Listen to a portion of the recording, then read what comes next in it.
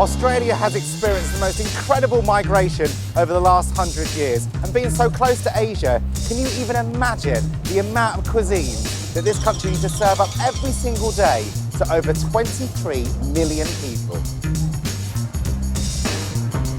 I'm in one of Australia's most cosmopolitan cities, Melbourne, where I learn about Chinese food in the gold rush years. Oh my God, fair dinkum! I get stuck into making tofu Australian style. Keep going, don't choke.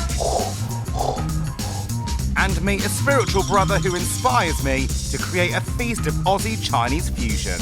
Yeah, I've got a job, I'm staying. Welcome to Melbourne, a city ranked the most livable 5 years running, and also a city that prides itself on its international cuisine. It's time to start eating. Melbourne is Australia's second largest city with a population of nearly 4.5 million. 1 in 4 people are born overseas, representing 140 nations of the world.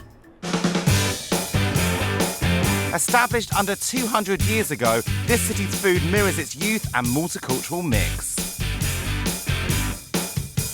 It's well known for its cafe society, which was invigorated by coffee-loving immigrants, and the cafes add to the thousands of restaurants and eateries offering an array of world cuisines. Look at this table. I'm right in the centre of Melbourne right now. It's incredible. Whether you want fish and chips from Europe, a falafel from the Middle East, I believe. You want some Chinese food, we've got noodles and satay, some sushi, thali from India, a pie from England, a donut from I don't even know, or this selection of deep fried goodness. I mean, basically, this food court here is like United Nations all coming together on one dinner table. So I bet I start my Phileas Fogg journey around this food. $5, guys, you need $5. They call Australia the lucky country, so apt when you look at the range of fresh produce available under one roof. I've been to Melbourne several times, and a favourite stop is the Queen Victoria Market, the largest open-air market in the Southern Hemisphere. People who work here are as multicultural as the people who shop here.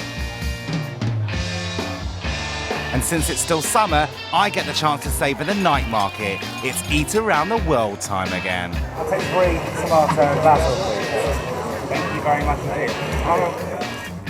Bubbling along in this multicultural pot are the Chinese, who migrated to this country in waves from the 1800s. I want to know how they've adapted their culture to this sunburnt land.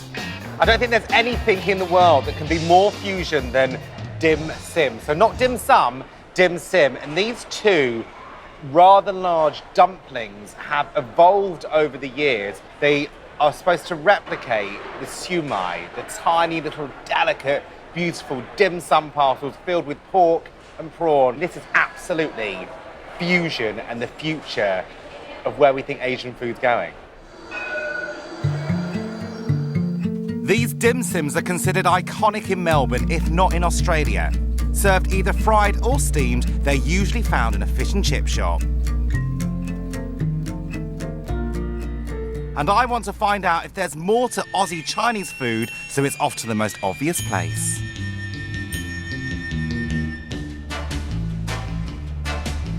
Melbourne's Chinatown, situated right in the city, is the oldest continuous Chinese settlement in the Western world. Born out of the gold rush era of the mid-1800s, it became a base for thousands of Chinese gold miners. There's even a Chinatown museum which exhibits life from that era. Down in the basement where it's darkened for effect, I meet Elizabeth Chong. Now I feel like I'm on a first date. Hi, how are you? Elizabeth Chong, Chinese food guru, has been teaching Chinese cookery to Australians for decades. Elizabeth grew up in Chinatown at a time when the place wasn't choked with restaurants. She's since moved out, and we're heading back to her place to share her food, cooked to old family recipes. The first dish is very familiar. I suppose you could call it steamed egg custard. My dad without the used to make pastry. this. Did he? Do you know, I think it's Yeah. the original quiche, you know, that the Chinese Yeah, it's actually true. created. It's true. We always thought of it as comfort food. Yeah. And Mum was always very frugal, you know, from the old days. She used to even wash her hands, not under the running tap, but in a basin, you know, to save water. And she used to, I think, create these wonderful dishes. They were so tasty, Yeah. but I knew she was always thinking about the cost of it, you know. Yeah. How about breaking half a dozen eggs in there? So half a dozen eggs for about 6 people. And if you've got anything left over, put it on toast in the morning. Oh, It's no, fine. lovely, Oh, yeah. it's gorgeous. So you're still frugal now in this gorgeous I'm still house. frugal. I've just minced it up a little bit. That's minced Yeah. pork. This is a bit of a the secret favourite, ingredient. the dried shrimp. And you have to soak it because they're dried and they're fairly hard to handle. Yeah. Mix all that together. Keep Nice. mixing in there. I'm mixing it Mix through. it in there. Now, the important part of this dish is the amount of water to proportion to the eggs. Right. Now, my mother said that you have to put in boiled cold water. I don't know why, but I never questioned her wisdom. Boiled cold, I It suppose had to be boiled first, and she used to say, put in as much water as eggs. So that's a half, that's 1 egg. We put 6 eggs in, didn't we? Yes, yeah. 2. It's incredible. I love those old techniques. Yeah. 4, 5, that'll be about 6. This is it, you see. Who needs This is scales? natural. Let's put a little Yeah. bit more meat so I don't look as though I'm stingy. And it goes on my steamer. In the wok, there's boiling water. The second dish is a real eye-opener. It's an adaptation of lap yuk with rice. Mum would see there's plenty of potatoes and they're very cheap. Right.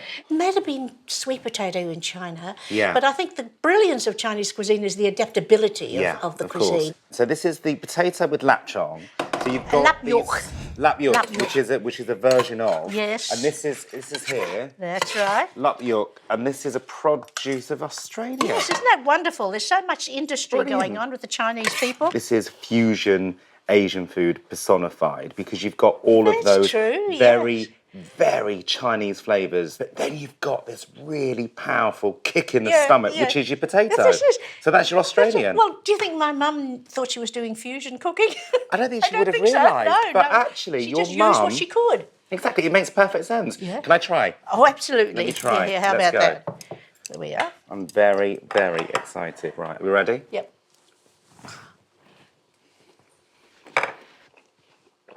It just makes perfect sense.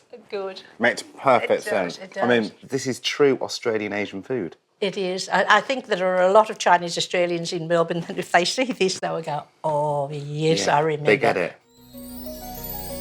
There's our egg dish. You've probably shown thousands of people this dish or talked about it. I don't, because this is the family stuff, you know. Shh, don't tell anyone. I'll drizzle a little sesame oil And I'm going to put the light soy. Yeah. I'm quite liberal with my soy. Oh, I go like ahead, it what about down there? all the way around there. Yeah. This is so simple. I have a little bowl of rice and I'm in heaven.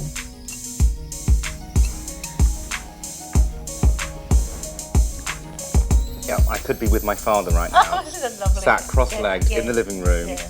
him watching television, Yes. his food on his lap. Oh, this is isn't that comfort food. nice? This is everything about family that I love. It is.